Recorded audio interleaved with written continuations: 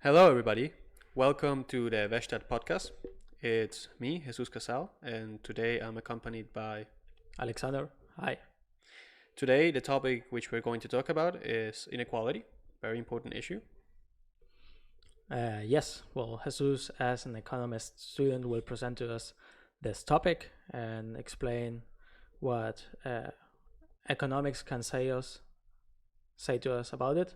And for those who are listening to this on Spotify or some other only audio platform, you can go to YouTube and see this podcast right there, because he presented some graphs and visualizations which make it easier to understand this topic, and we will describe those illustrations to you, but if you want to see them, you can go to YouTube.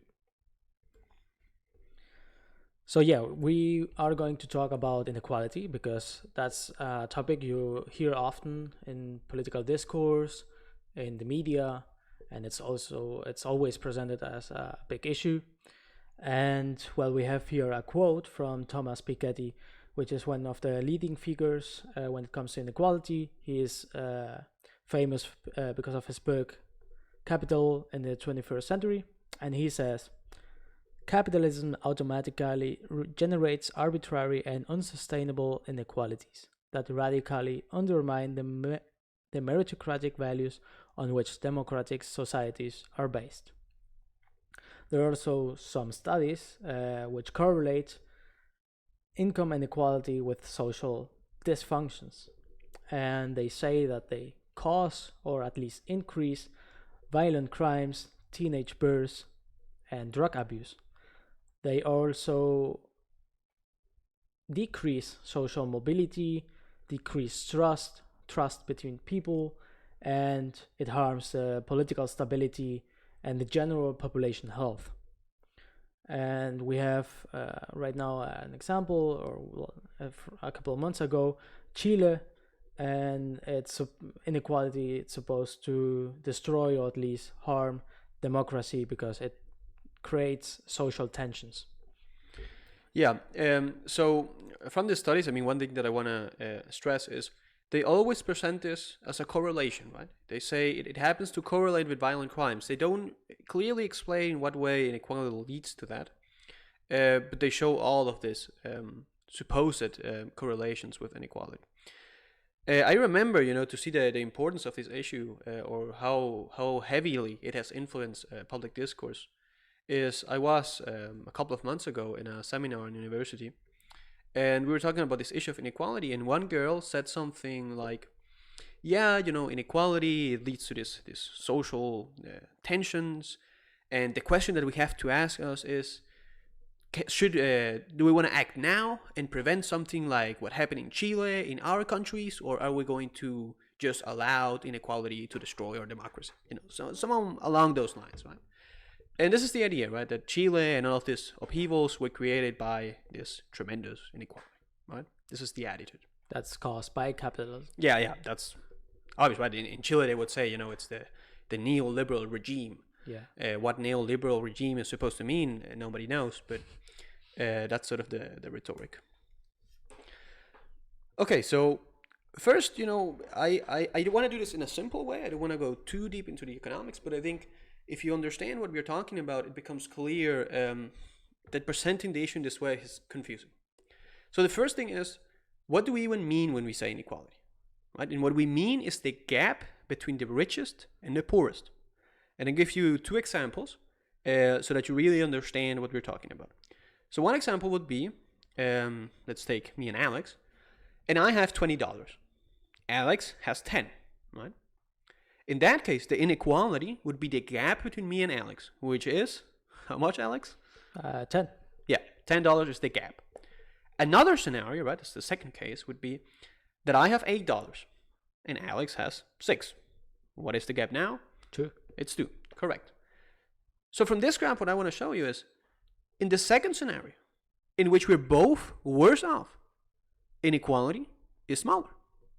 So inequality doesn't tell you anything about the actual level of income of the people involved.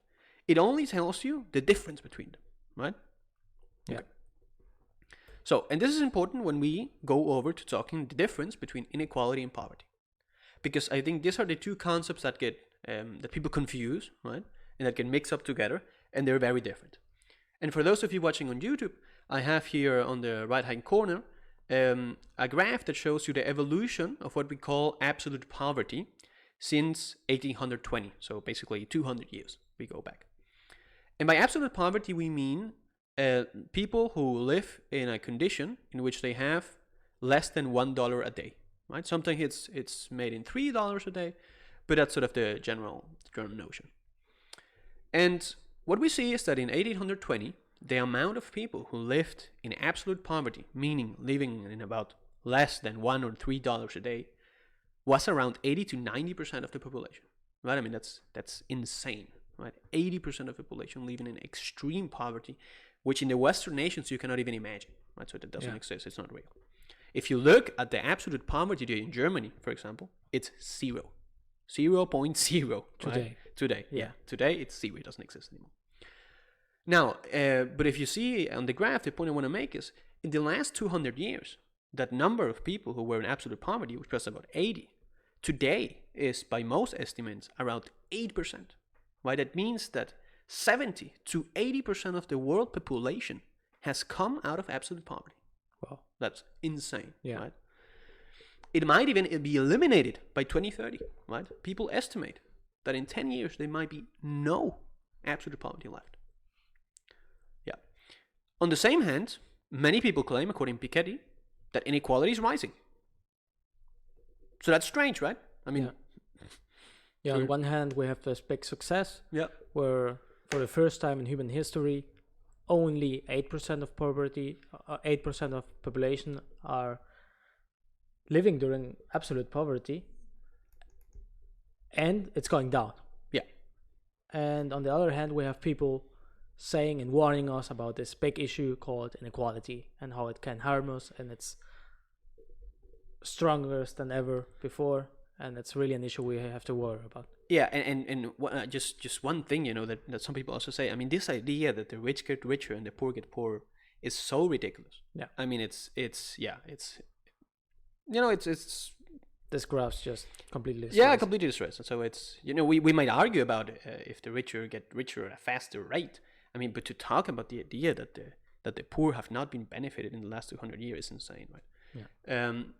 Now, what they now do, or what many people today do, is they switch to a different concept of poverty. They talk about relative poverty, right? Because to talk about absolute poverty is ridiculous, right? Yeah. There is no absolute poverty in the West, so you have to switch the definition. And relative poverty in this case is 50%. If you have 50% under the median income, so you look at who is in the median income, and if you have less than half of that, then you're considered poor. In Germany, this poverty line is about 1,000 euros, which would mean that I'm poor. Alex is probably nearly poor, right?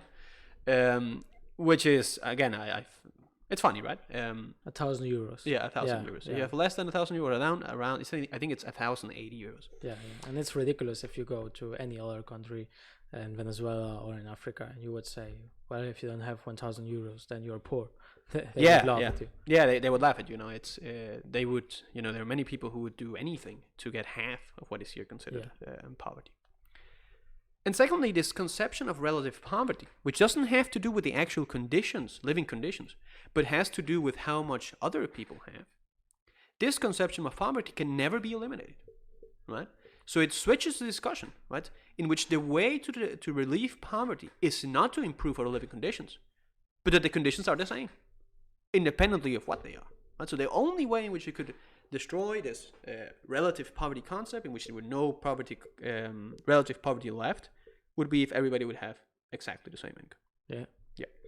And the second point is just a thought experiment.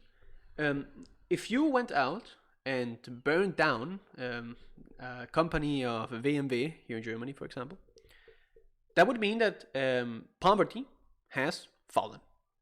Right? So if this conception is that you're poor because somebody else has more than you, if you destroy the income of other people, you don't even need to give it to the poor. You can just burn it.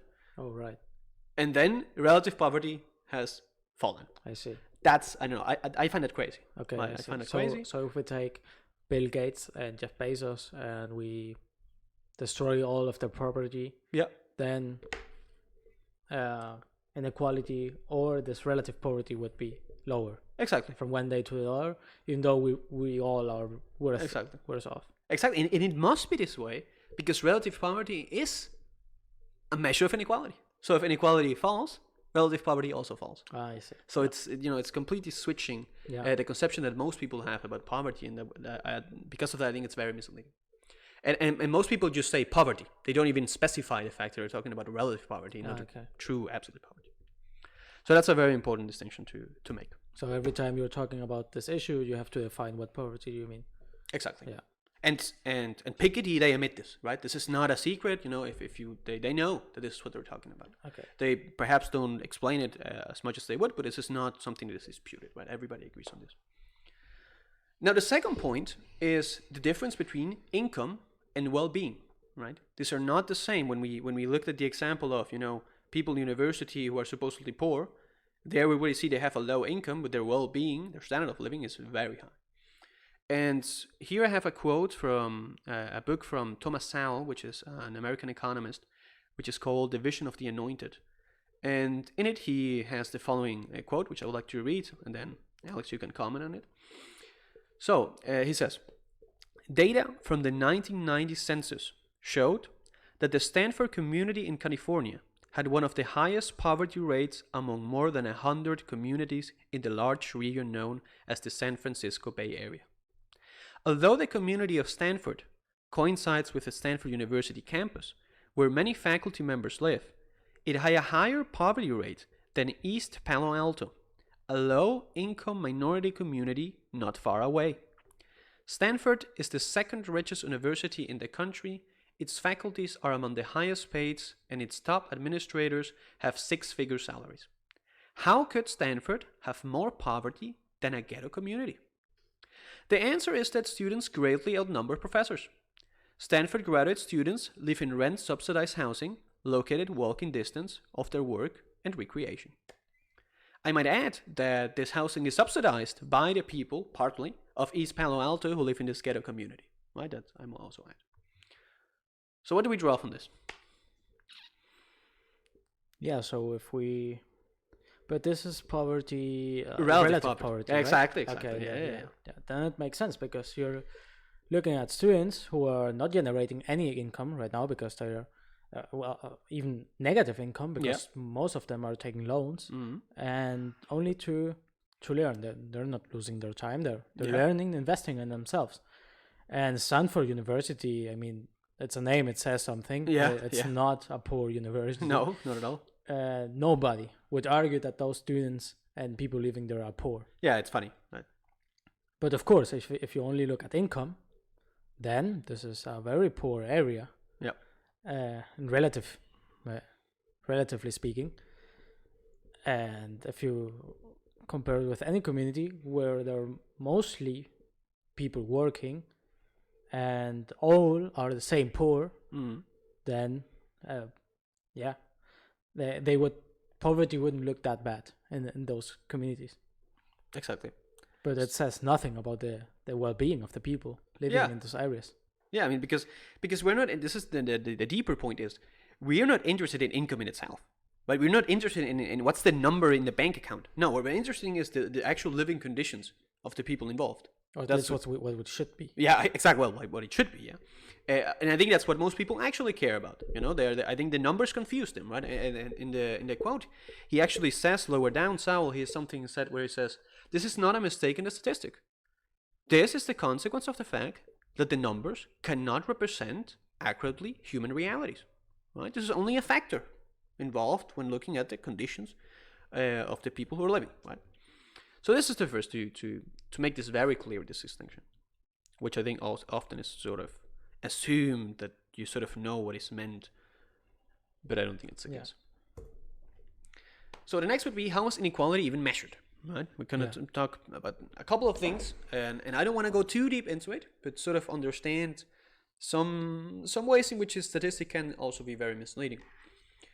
So one way indigenous measure is what we call percentile. So we look at the 10 percentile. This means the richest 10% in a population. And we say, okay, how much of the total income in the world or savings do they people get? So for example, the 10% of the population, they can control 50% of all income, which would mean that 10% of the population own 50% of capital or get 50% of income. I see. So note the way, if you're looking at this on YouTube, you can see the graph where you see the evolution of the top 10% national income share in the world, which, by the way, this is statistics that Piketty himself uses. In the last 15 years has been falling, right? So that's also important to note.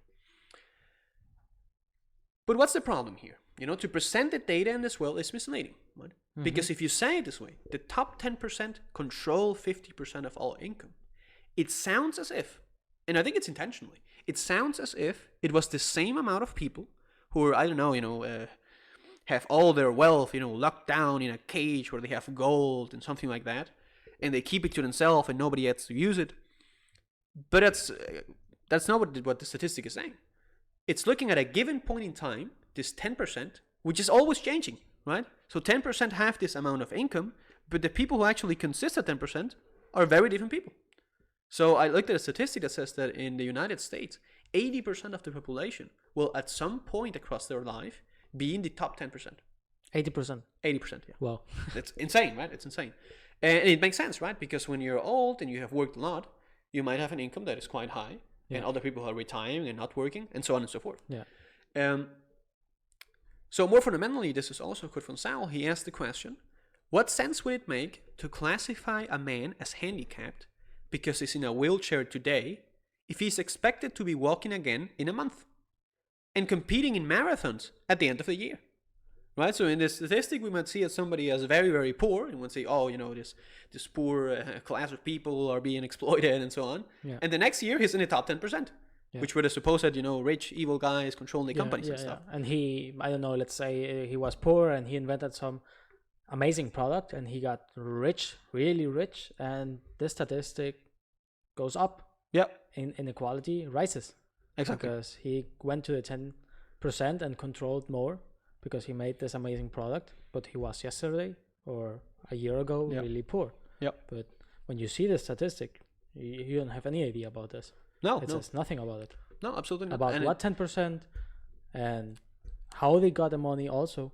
Yeah. Would also be very important to know. We're going to come back to that. Yeah. That's a good point. And I just want to say, this is an issue. When I went in seminars in university, I say this and people are sort of shocked, right? Sort of, oh yeah, that's right. Right, so they talk about these issues without even understanding what it is that is being actually measured. And I think that's very dangerous, to just take the statistic out of hand.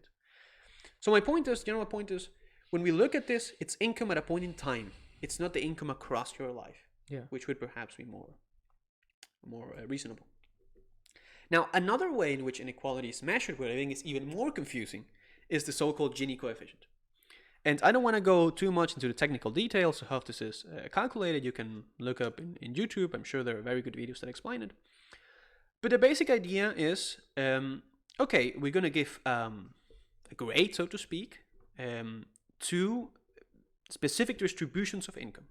So one case would be we have perfect equality, which means that everybody has the same amount of income. In other words, as we say it in the statistic, 1% of the population has 1% of all income. 2% has 2%, 10% has 10%, and so on. And 100% have 100%, right? Yes. So if we have perfect equality, we calculate it and make some, we calculate the specific distance of the distribution to the perfect distribution and so on. And the point is we get 0. So the perfect equality gets a grade of 0 according to the Gini Coefficient. That's if everyone has exactly the same money. Exactly. And the total opposite of that would be total inequality, in which one person has everything and everybody else has nothing. And that would be a Gini Coefficient of 1. I see. Right, so then we have this gap, and then they see, okay, what is the Gini Coefficient of Germany? Okay. And then they give you a number. I think it's 0.3 or something like that. We can talk again how this is constructed. And then you're sort of to gauge, okay, 0 is perfect equality, 0.3, okay, that sounds about equal. So you have sort of an idea, right? Yeah. But of course, the question is, how equal can a society be? But it is clearly not zero, right? I think nobody believes that a society which would be perfectly equal could be sustained or that it would work, and much less that it is desirable. And when is it unequal? Is 0.5 too much? 0.7, 0.3? Yeah. No. Nobody knows, right? Now, as an example, the Gini Coefficient of Hong Kong, which is a country which is famous for its very liberal economic and capitalism and so on, which according to Piketty, destroys democracy and stuff, and meritocracy and all of that. That country has a Gini Coefficient of 0.539. This is from the database that Piketty himself uses, this number. Okay. Good. Okay. And now I want to give you a last sort of example in which we're going to imagine how it would be to have perfect equality, or at least how much we could come close to that. We're going to look sort of the best case scenario. Okay. And then compare and see what Gini coefficient do we get. Like realistically speaking, what would be the most equal society? Yeah, exactly. It's even a little unrealistic. We're being very generous here. Yeah. That's the point. Okay, so the assumption that we're going to make is, let's assume that we all earn the same amount of money. Right? So if you and me, Alex, if we are both the same age, and independently of whatever job we choose, everybody gets paid the same. Okay. Right? Okay, yeah, which is crazy, right? But let's assume that.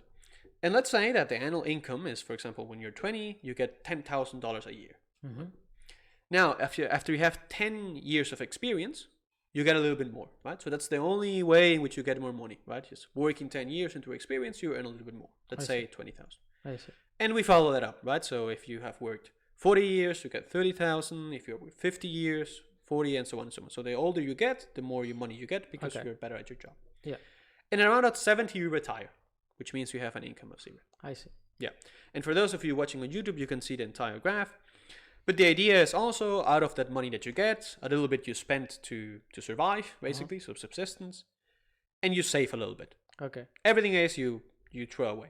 And we're going to also assume that everybody saves the same amount of money. Okay. Right? The 10%, everybody, okay. independent of age, always the same. And that the subsistence costs are always the same. Okay. Right? So that's almost very equal assumptions, so to speak. So the only thing that comes clear from this is, obviously, if you're older, you get higher income, which means you all tend to save more money. Of course. Right? Yeah. So, yeah. Okay. And if we crunch these numbers, right, this distribution, which is, idealistic, we realize that at a given point in time, which is how most statistics are calculated, right? This is what we saw before. Yeah. The top 17% control 45% of all savings. That sounds wrong. That's really, right? They have almost 70%, have almost half of everything, right? Yeah. If you look at the income, the top 17% have 5 times the income of the bottom 17%, right? Very unequal. If you actually calculate the Gini coefficient, which I did in a Google Sheets, you can see also in the presentation of YouTube, I have drawn the distribution in the way that's normally used. And then if you go into it, you can see the calculation of Gini. It's 0.53. And that's shocking, right? So this example that was supposedly, made the best possible we could, still gives us a Gini coefficient that is astronomically high. Well, it's about the half. So you're telling me if we live in this perfect society where if you're 20 years old, everyone earns $10,000, they need $5,000 to live, and they save $500 a year, I guess. Yeah. Then, and every 10 years you earn $10,000 more because you have more experience, which is a very utopic society, right? Utopic to some, I might add. Yeah. Then, even then, we still have a lot of inequality. 17% controls 45%. Yeah. And the Gini is not 0. No. The Gini is 0.53. Yeah. And I think nobody would want this society. Yeah. But even then, the Gini is not 0. No, not at all. It's impossible, right? So another way of saying it is, all of the inequality that I have presented here, right? The fact that the top 17 have 45 and so on. All of that inequality can basically be explained by a fact that most people would not find surprising. And it is the simple idea that the older you get, the more money you earn. And the older you get, the more money you tend to save. That, very surprising fact, leads to almost, 50% of the inequality can simply be, at least even more, can be explained by that. In this case, everyone has the same amount of money at the end of their life. Yeah. And everybody start with zero. Yeah. So there's no even that you, get money for your parents. No. Yeah. All of that aside. Wow. Yeah. Does anybody consider this problematic? The fact that if you get older, you earn more money and you save it? Yeah. I think most people don't. It's strange. How does this affect population health and drug abuse? Strange, right? Really, really strange. But the problems continue, sadly. Okay. The next thing, which we have sort of not even discussed, is problems of measurement. Right? So how do we even measure inequality? So I think most people believe, you go to every person and you ask them how much money do you get, and then you do some weird calculation, and then you get the inequality. Yeah. Now, but that's not always done this way, right? So normally, what is very often done is that you do it per household. So that's the two distinctions that we have. You can count it per individual, or you can count it per household. So as an example, I have here, drawn a beautiful house, which you can see on YouTube. And I have, for example, a family of 4, a woman, man, 2 children. And let's say, for the sake of example, that the woman goes out and works, the father stays at home, and the mother earns $100,000 a year, right? So if we account for this on an individual basis, we would say, okay, the mother is earning 100,000, the father is earning 0, and both children earning 0. Even though the mother clearly isn't spending all that money for herself. Right? Yeah. Most probably, most of that money is being actually spent by his husband and the children. Of course, right? Yeah. But still, we count it as if they had no income. So this looks, if you look at this house, this is extremely unequal, right? It's a Gini of 1. It's the most unequal it could be, because one person has everything and everybody else has nothing. Yeah. So this is a strange way of counting it. I think most people would agree, there's something off about this.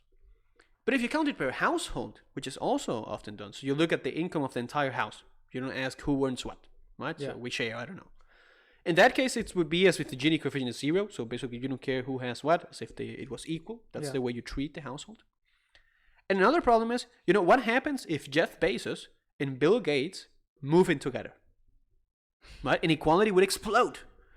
There would be a household that has an amount of money of, $200 billion. Which is crazy, right? So in what way, who thinks it's reasonable that simply the fact that people move from houses, or that people broke up, or that people, get together, why should that affect inequality? Yeah. Nothing changed. People live together.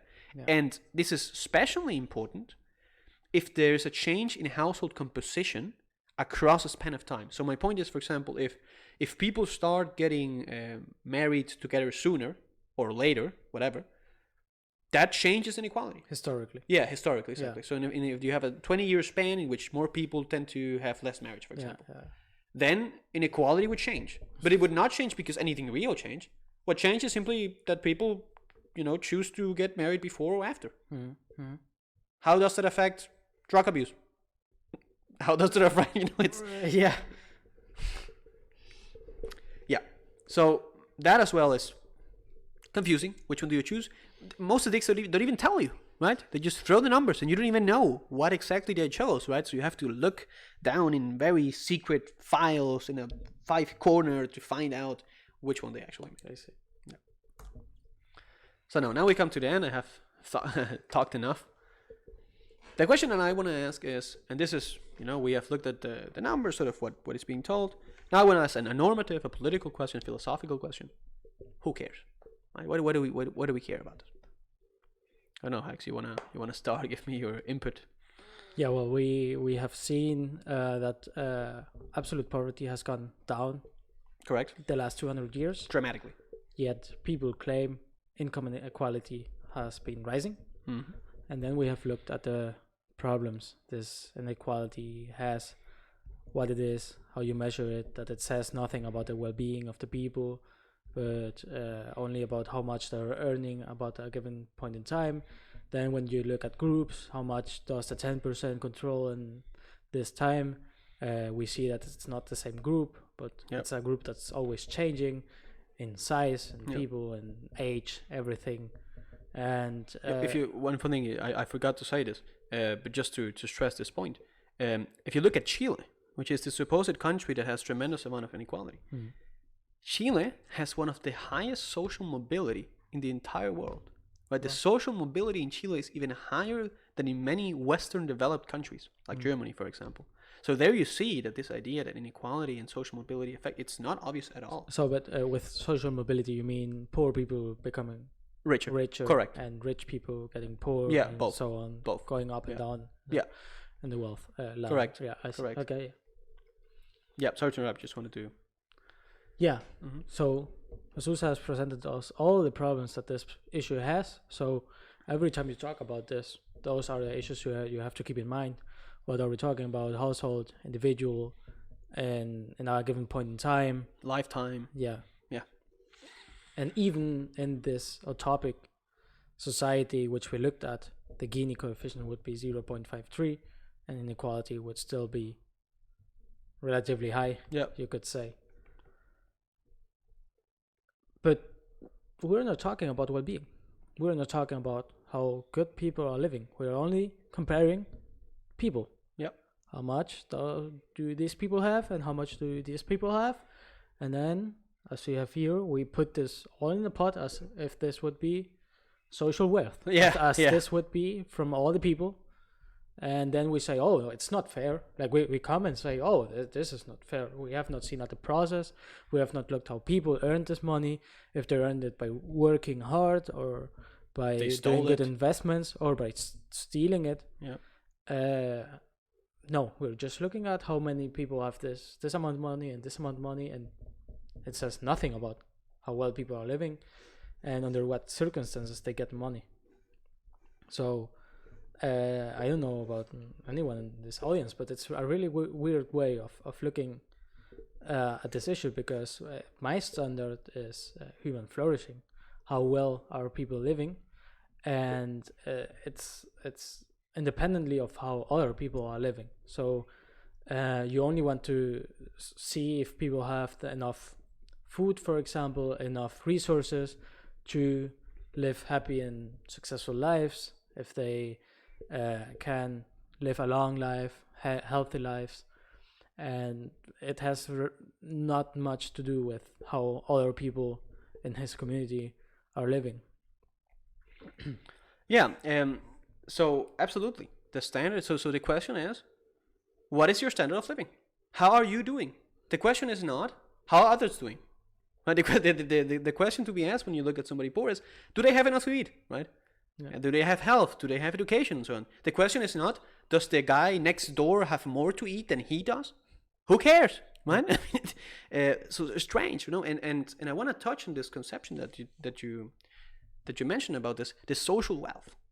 Like, it's a really weird thing, you know. Economists tend to do this, you know. They sort of group, numbers together, and then they make, this pie, which is, really weird thinking about this, because there is not a fixed pie, which is sort of, divide. No, I mean, individuals create wealth, right? Yeah. They create money, and it's their money, right? Yeah. We can then pretend like it's not. We can then pretend like it's society and add it together, but that's not true, right? Yeah. It's just, you live in a house, if it's your house, it is your house, right? And we can count the houses together, but that doesn't make it ours.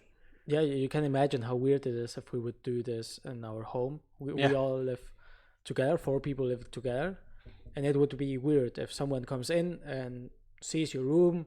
Oh, okay, the wealth of this room is, I don't know, 1,000 euros, and then he goes to my room, and it's 500 euros, and then to this room, it's 2,000, and then he sums everything up, and then, okay, this household has 3,000 euros. And that would be really weird, because it's not like this all would be together. No, it's your room, your stuff, and my room, my stuff. Yeah.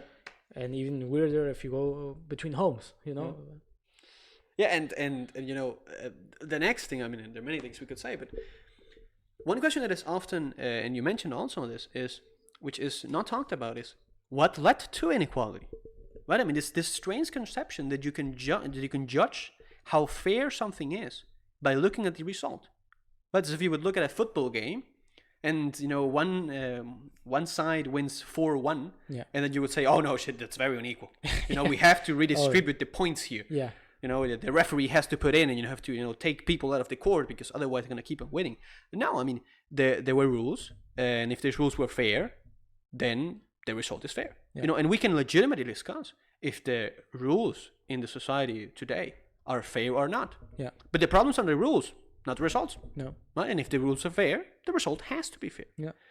And when you ask the question, what are the things that led to inequality? Well, nobody would say that it's a problem that somebody honestly works a lot, earns a lot of money, and keeps it. I mean, most people don't have a problem with that.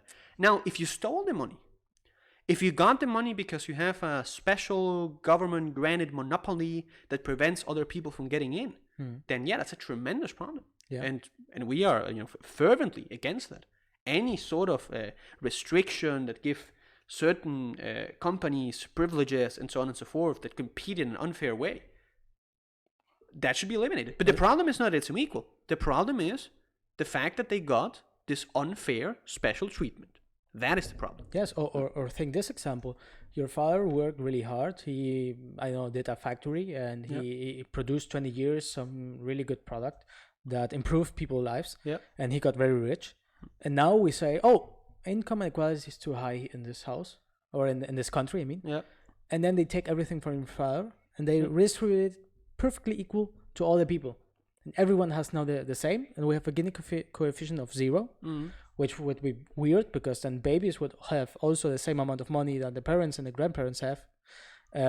But even then, how would be drug abuse in that society, or trust between people, or how would the relationships be between these people? And it's clearly, I would say, is highly immoral, because you took with force money from your working father who did this factory, and you give it to people who had nothing to do with it. Yeah. That's immoral. That's stealing. Yeah. And by this standard, in income inequality or wealth inequality, we would say, oh, it's perfect. This is an amazing society. Yeah, more equality. Yeah. And I would say the social relationships between people in that society would be terrible, really ugly. Yeah. Yeah. No, it's funny, because in the example that you gave, where did that money come from? The people gave it to him. Right? So the people in the same population which you're talking, they gave it to him, the money. And then afterwards you say, oh no, it's more equal, I want money back. But I already gave you your product. I already gave you your service. Yeah. They do not talk about, okay, I don't like the result. I'm going to give you back the services that you gave me, or the goods, and you get me your money back. Yeah. That's not what they're saying, right? Yeah. So if you, we could talk all day about this. It's really weird. That's the other issue. If you're only looking at income, every time a trade is happening, if I sell you something, this trade is happening because you're valuing more the thing I have. Correct. And give it to you. Now you give me 100 or 1,000 or all your income, I don't know. That inequality rises. I have more than you if you look at the numbers. Yeah. But I gave you a product, and that has more value to you, because else you wouldn't have interacted or done that trade. And this statistics also don't look at it. Exactly. Yeah. So the point there is, if I Piketty, he talks about inequality and stuff, and I bought his book for, I don't know, $20, right? And to me, ironically, it's funny to say this, it was worth to me more than $20. I see. That's why I bought it. I can do this podcast and we can talk about this. Yeah. But according to the statistics that are used, I got poorer. And he got richer. Yeah, that's a lie. I'm better off. Yeah. But and it's funny, right? Because it always seems striking to me that those people who love to talk about inequality are people who are doing very well off themselves in this very unequal world. Nobody is talking about the fact, these people who talk about inequality, I have never seen them sending out checks to Africa, where the people are the poorest and where you could contribute a lot to inequality. This is not about, an appeal to us. Yeah, not inequality, but poverty. Exactly. In that case, it would be true poverty. But this is not, the discussion. The goal of this is not to make us sensible to the inequalities or to the poverty, so that we should give more money voluntarily to others. That is not what this is about. This is, and always has been about, the idea of taking from some to give to others because a third person believes that it is good. He's not going to do it with his own money. Somebody else has to do it. Yeah. the people who actually produced it, by the way. With force. Yeah, absolutely. Yeah, there are also some other things I want to mention. For example, why are we looking at income? Why are we looking at this numbers? Is this the most important thing in life? Like, is this your most important standard? Income, money? Yep. I would say happiness could be the most important factor you want to look at, and then we could talk about happiness and equality. Yeah. But it's strange that there's people who often say, "Oh, money, it's not the most important. Money, it's evil." Even would say such things. Yeah. They are obsessed with money. They only talk about money, and they only could look at money, and they're not looking how happy are people. Because maybe, for example, I only work 30 hours a week. I could work 40, but I worked 30 because I have some other projects, and I went to do another stuff, and I'm saying, okay, I don't want to earn that much money because my 10 hours a week are more valuable to me, and that's because I'm more happy. Yeah. But now the other co-workers in my office are working more, they're earning more. Oh, inequality, that's unfair. Yeah. Alex is not earning as much as they do. Oh, that's not good. We have to... You should get a little bit of money redistributed to you. Yeah. What do we do now? Do we take money from them? Or do I have to work 40 hours? Or do they have to work less, the same amount that I do? No. And that's the problem when you look at inequality, because what you're saying is, well, everyone should live equal. Equal how? Well, equal how this person imagines what equality should be. Yeah. Like it would be some crazy video game where you build your society and you say, well, I think this society should live like this, and everyone should have a dog, and everyone should have 3 plants in their living room, and blah, blah, blah. And no, I don't want to live like all the other people. I want to live like how I do, what the things that make me happy. And the only equality I care for is equality before the law. Yeah. Which is that we all have the same rules, and we are treated the same about these rules. Yeah. But when the result is different, then we respect that result. Correct. And here's, well, I know if this is perhaps one of the last points that I want to make, is the relationship between freedom and inequality. Because and this is the importance of equality under the law, which is what you mentioned. Because we human beings, we are unequal. It's a metaphysical fact of reality that we are unequal. We will always be unequal. There is no way to change that, right? Mm-hmm. You're bigger, I'm smaller, you're more creative, and so on and so forth. That's never going to change. So if we have the same rules, if we are treated equally as human beings, not that some are treated as slaves and others are not that some have to pay, an extra amount because whatever. No, we're all equal, get treated equally.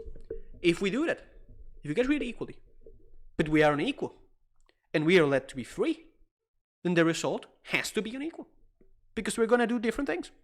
Perhaps you like to work more, or I like to work less, or some guy is very good at programming and, people are willing to pay a lot for it. We're going to be unequal.